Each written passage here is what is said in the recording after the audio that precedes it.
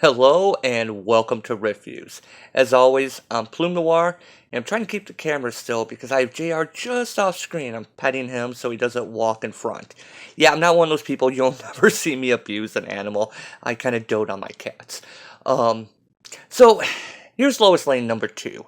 And, you know, if there's a review I'm doing, if it's a book I really like or a book I don't like at all, those reviews are so easy to do because I can pretty much just, kind of go from emotion and everything. And if it's a book that I'm really not quite sure about, then I have to stop and think about, what is the creative team trying to do and are they hitting that? And you're probably thinking, well, is that what you're supposed to be doing? Come on, JR, don't walk over the book like you'd like to do. Um, and the answer to that would be yes. And so I end up having to read these books, over and over, and especially with Lois Lane here. And, I've been thinking about it, and I'm really not quite sure what exactly Rucka is going with this book. I will say that there is not as much Trump derangement syndrome as there was in the last issue. And that's one of the things is these books, these people who they obviously hate Trump. No, JR, do not do it. um, and here you have the press, which, of course, we all know about Trump and the press and how that goes. So you have the perfect mouthpiece. And so they did, Rucka did pull back a little bit on that. It's not so bad in this issue. I think there is only one reference, come on, JR, to fake news.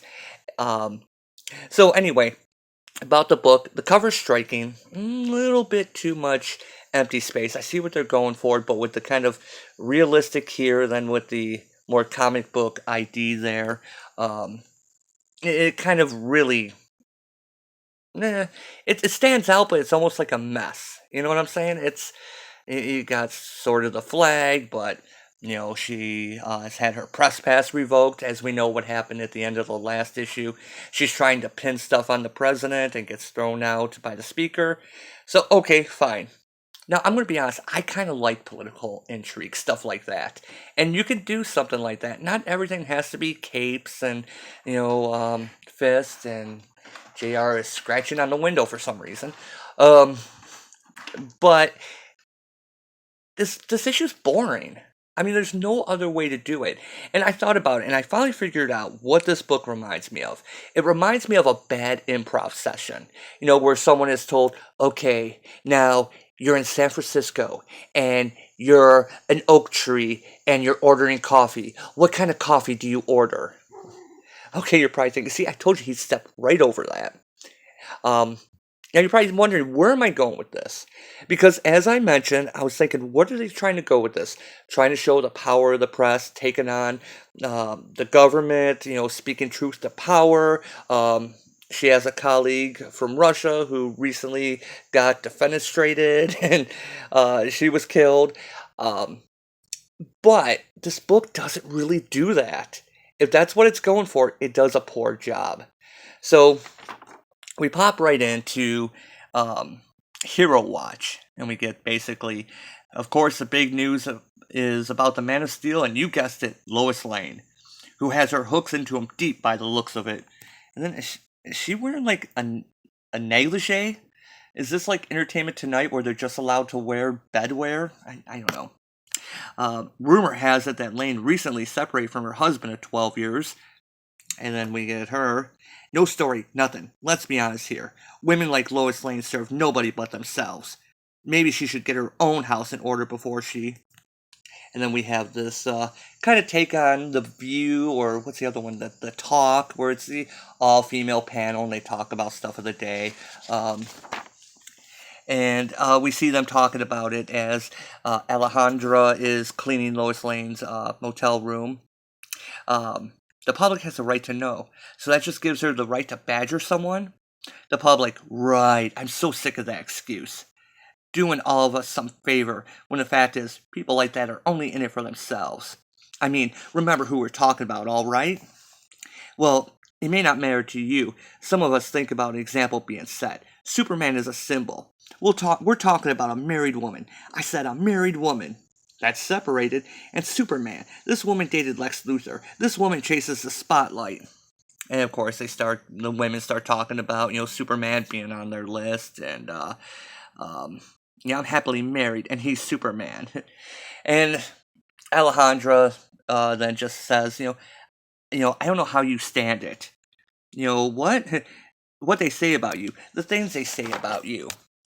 And then it cuts to Lois meeting with Clark, basically continuing the same theme of the conversation, where Clark's saying, how you can stand it. Same way you do, mister. I can hear everything I want to. You tune it out.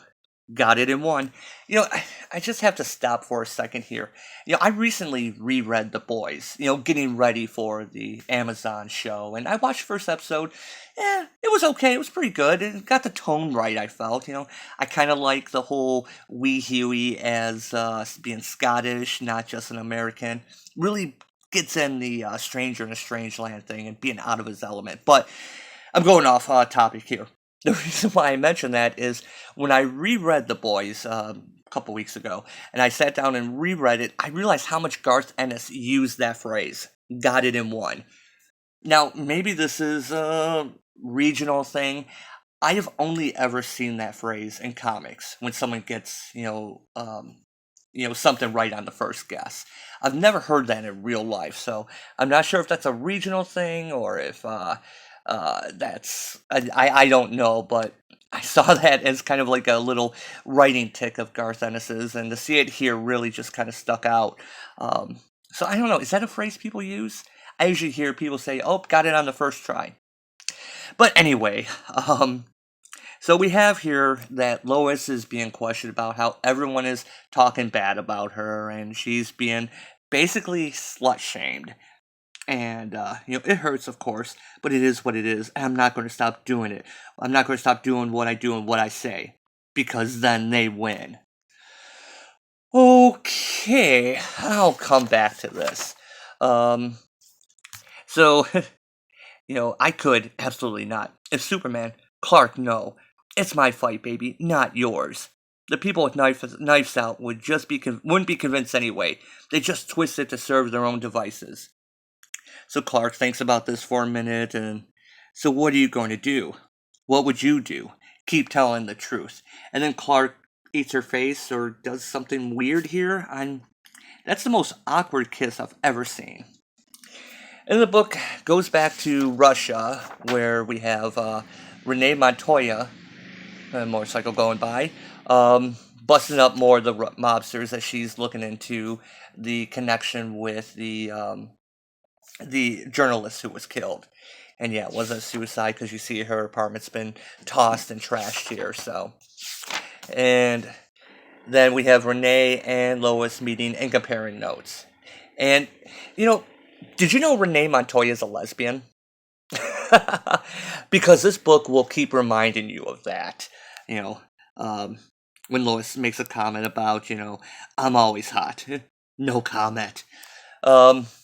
Renee also hits on a female bartender, which is kind of annoying. Yes, we know Renee Montoya is a lesbian. But come on, does she have to be the lesbian that hits on every single, woman, flirts with everyone? Come on. Pushing it a little bit on that.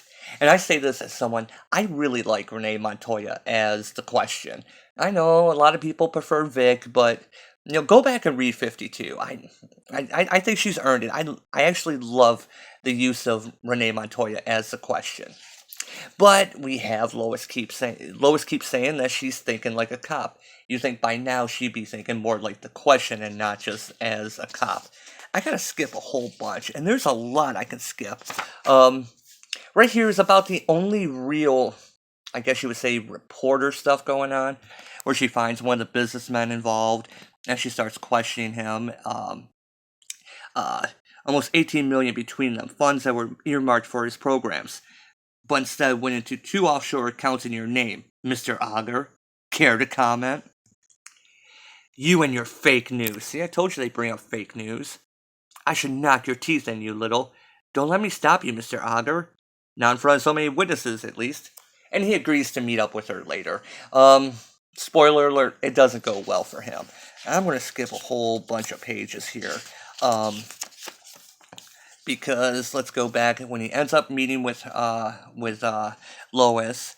Renee is going to kind of tail them and watch, make sure nothing goes down, and um, so yeah. Here again we have Renee. See anything you like? Aside from you mean? Buy me a drink first, hot stuff. What are you having?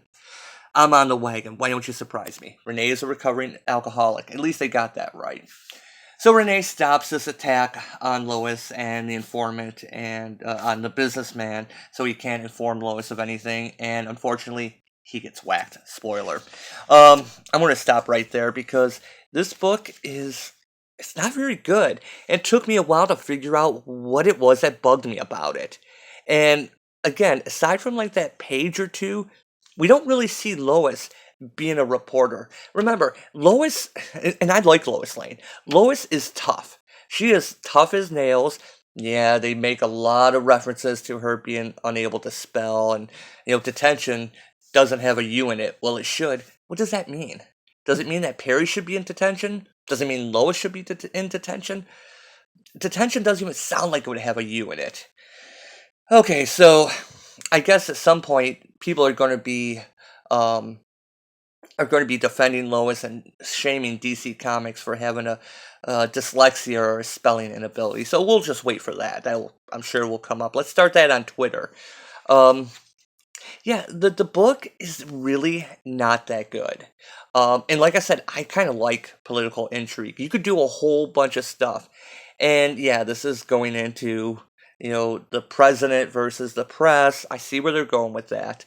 Um, but we don't really see Lois doing a lot of that. And Lois is a tough person. She's the type of person that will go in and investigate Itter Gang without telling Clark beforehand. That's the kind of stuff she would do. What do we get? We have women shaming her. And it's interesting that they do that. It's not slut shaming, really, kind of, but they assassinate her character. She's only there chasing the limelight, and she's after Superman. I thought they were going to try to Me Too Superman for going after a married woman, which this whole Lois Lane Superman kiss. I don't know if that's something that's going on in the Superman comics right now because I kind of dropped that. But it's almost like a distraction for this book because if Lois is supposed to be this hard edge, reporter, investigative journalist who goes in and gets the scoop, and we have basically other women, and it's all women. Notice it is at least all women. Basically slut shaming her and saying that she's going after a married man and she only craves the spotlight and not very empowering, is it? It kind of takes away from the main story. And no one even comes up to defend her that she is a great journalist. Instead, they only defend, well, it's Superman. I mean, is it Superman on your list? Wouldn't you kiss Superman even though you're married? It's kind of bad. And if you're going to try and show like another light and like how people perceive her, you could do it in a different way.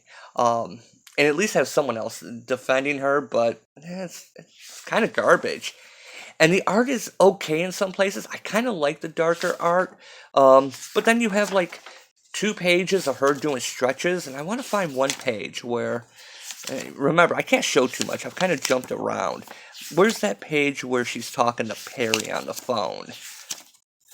Okay, here it is. And like I said, she's doing stretches throughout here. But as she's listening to the news, Congresswoman Eleanor Patterson Holmes' office released a letter, blah, blah, blah, requests a committee hearing, blah, blah, blah. You get a little sound effect here that says whoosh. But what is that for? You don't see if you read the book, I thought, okay, does that mean Superman is flying by or he's standing outside? She's just reading a newspaper or reading what she just wrote or something. What is the whoosh sound effect there for? And I mean, it's kind of small, but I mean, does she turn the pages that quickly?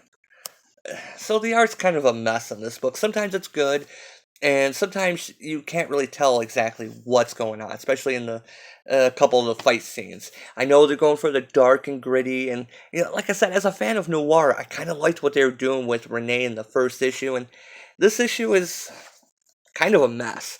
I'm really not sure what Rucka is going for with this, and I'm not sure I'm going to stick through this. Lois Lane is a good character.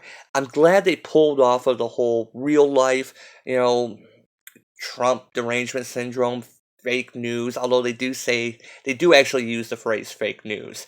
Um, why they're so hell bent on defending the press right now, I'm really not too sure, but so where am I going with this book? I'm gonna go 3 o'clock because I got something in my hand.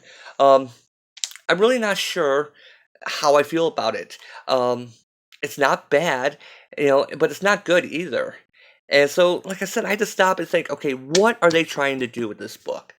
And if they're trying to tell political, you know, breaking the news. I mean, they even call this issue "enemy of the people," which again is what has been said about the press right now, that they're the enemy of the people. Haha, I see where you're going with that. And now someone's doing yard work, so I guess that's a good time for me to finish up. That's why I don't do videos in the daylight. So anyway, yeah, pass on this. 12 issues of this. 12 more issues of this. I don't know if I can do it. I really do not know. And especially when you have a character like this and it's just, oh, tee she kissed Superman or Superman kissed her. She's going after him. Oh, look at that's a home wrecker. Yeah, whatever. Anyway, thanks for watching. Got a lot of stuff this week I'm trying to catch up on. We got Invisible Woman. We got Deceased. So yeah, I'm going to be catching up on this. So expect another video a little bit later tonight. As always, thanks for watching.